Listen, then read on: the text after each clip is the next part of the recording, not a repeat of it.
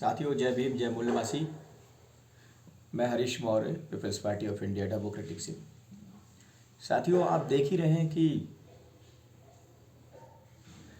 अब लोकसभा चुनाव हमारे बिल्कुल नज़दीकी हैं और राजनीतिक दल सक्रिय भी हो गए हैं। इसी प्रकार से हमारे बीच में SC ST OBC और कन्वर्टेड माइनॉरिटी जो है उसका प्रतिनिधित्व करने वाली पार्टी peoples party of India democratic भी आज 22 प्रदेशों में पूरे काम कर रही है। साथियों, उत्तराखंड की अगर बात करें, क्योंकि मुझे पार्टी की तरफ से पूरे उत्तराखंड की जिम्मेदारी दी गई है, प्रदेश उपाध्यक्ष हूँ साथियों। तो अपने पूरे उत्तराखंड के मूल निवासी साथियों से सभी से अपील करना चाहता हूँ कि दोस्त और दुश्मन की पहचान बहुत ज़रूरी है। जिस प्रकार से बड़े समय से, लंबे समय से उत्तराखंड में कांग्रेस और बीजेपी की सत्ता रही और लगातार जब से उत्तराखंड बना तब से ये फांसीवादी सरकारें SC ST OBC के अधिकारों पर डाका डालती रही, उनके अधिकारों को छीनती रही और इन्होंने आज उसी का बिल्कुल आप देखेंगे कि साफ दिखता है कि 70 विधानसभाओं में से आज OBC का एक भी विधायक नहीं है।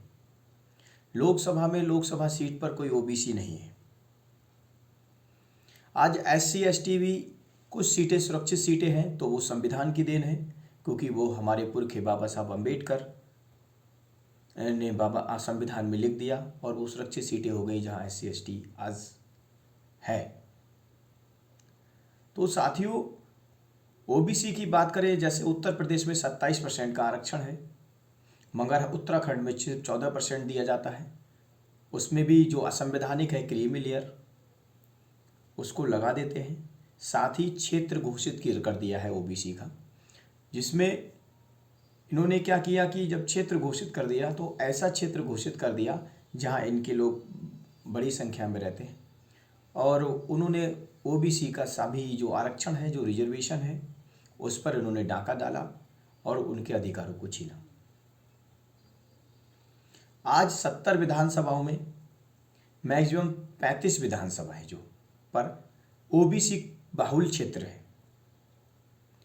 बाकी उत्तराखंड में SC ST OBC पूरे प्रदेश में मिलता है 70 विधानसभाओं पर, मगर 35 विधानसभाओं पर बड़ी संख्या में पाया जाता है। फिर भी OBC को राजनीतिक अधिकार नहीं। क्यों? क्योंकि जो फांसीवादी सरकारें हैं ये क्या करती हैं कि OBC को देखती हैं कि अगर कोई बुद्धिजीवी वर्ग है का कोई व्यक्ति है या फिर इस तरह के तीतर पालती हैं, ऐसे OBC SC ST ऐसे लोगों को चुनती हैं जो व्यक्तिवाद के लिए काम करते हैं और पैसे के लिए काम करते हैं, जो समाज को बेचने का काम करते हैं, समाज के दलाल होते हैं। इस प्रकार से वो जिस तरह से एक शिकारी अपने तीतर को पालता है और उसको दाना डालता है और तीतर उसके इशारे पर काम करता है।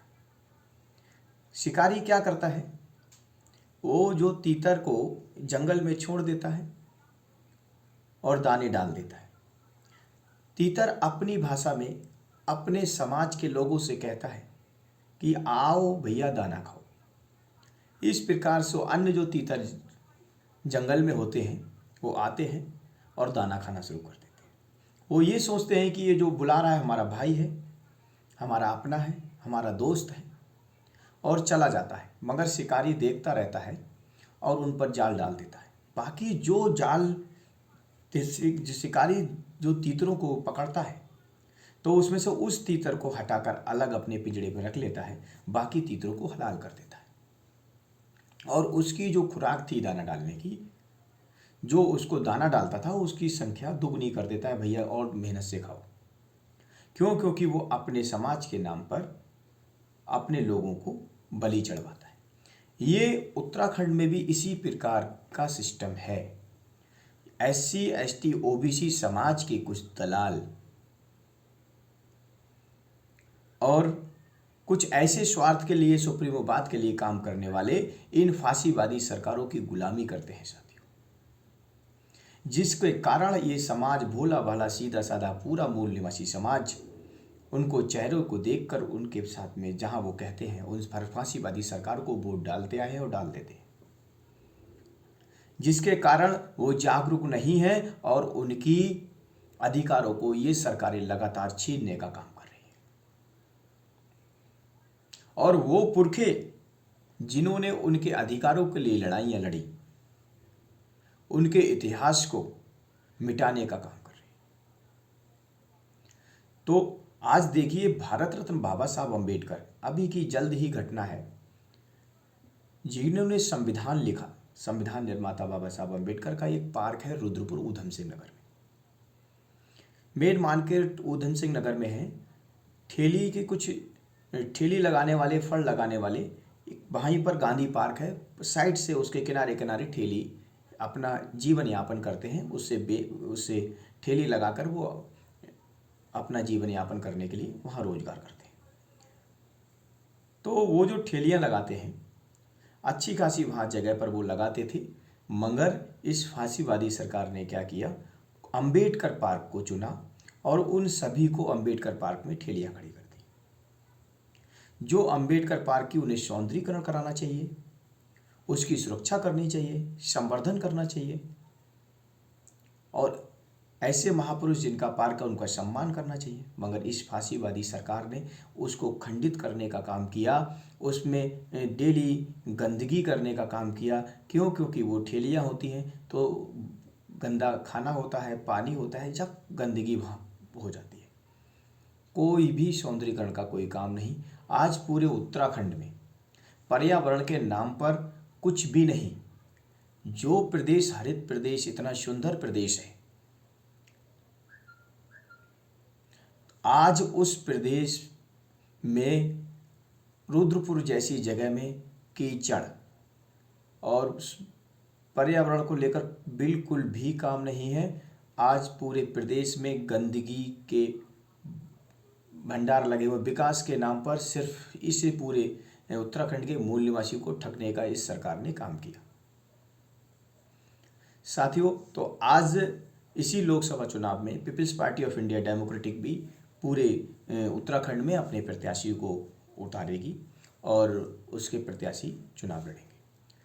साथियों, peoples party of India democratic पूरे भारत में काम कर रही है, क्योंकि peoples party of India democratic अपने पुरखों की विचारधारा पर चलने वाली पार्टी है।